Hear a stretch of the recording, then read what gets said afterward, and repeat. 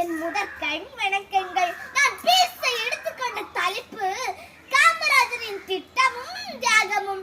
ராமநாதபுரம் மாவட்டம் விருதுநகர் என்னும் ஊரில் தேங்காய் வியாபாரி குமாரசாமி நாடாருக்கும் சிவகாமி அம்மையாருக்கும் மகனாக காமராஜர் பிறந்தார்.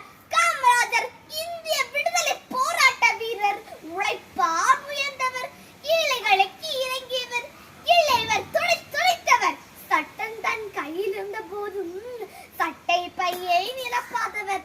எத்தனையோ தலைவர்கள் உண்டு, காமராஜர் ஐயாவுக்கு ஈடுண்டோ? கல்வி கண் திறந்தவர் காமராஜர். சத்துணவு திட்டம் தொடங்கி பள்ளிகளை கட்டியவர் காமராஜர். தான் படிக்க வாய்ப்பு இருந்தார்.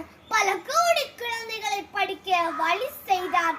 தன் வாழ்வை நாட்டுக்கே அர்ப்பணித்தார்.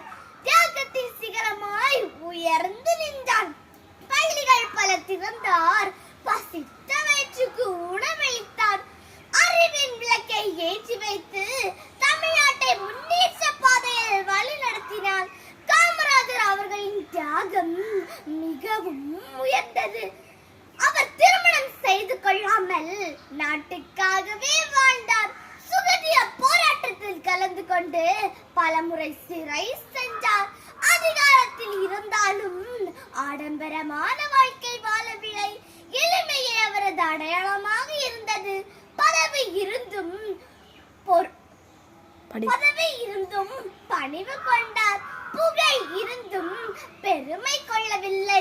மக்கள் நலனே தமது நலம் என்று மகத்தான வாழ்வை வாழ்ந்து காட்டினார்.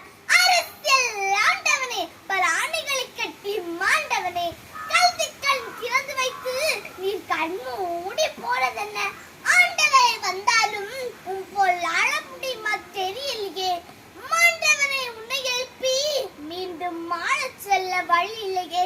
நீ போட்ட கல்விக்கு பிச்சையில் எம் இனமே பிழைத்திருக்கிறது. கரம் கூப்பி உம்மை தலை தாழ்த்தி வணங்குகிறோம். நன்றி.